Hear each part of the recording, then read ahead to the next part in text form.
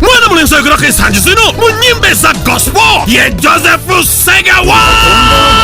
Segawa ayibye luno olumanyi luno olujjukira ulira Segawa yoyo Joseph kati ate akuleetedde konsati omutambuze ensi ekoma. Konsati yakubeerayo nga mu December erugogo ku hockey grounds kinaayitirira awerekeddwako abayimbi ba gospel bonna bamanya b'omutawaana bonna bazze bayimbire wamu naye tuyimbe ennyimba ezitendera z'omutonzi okuyingira singise emitwalo 2 VIP emitwalo 5 emmeeza y'akakadde kamu ssaawa 12 ez'olwegulo ng'endongo etandika biwagiddwa balukoba sites limited your home assured tosubwa omutambuze ensekova concert eya Joseph Segawa nga lumu December. Somebody say hallelujah.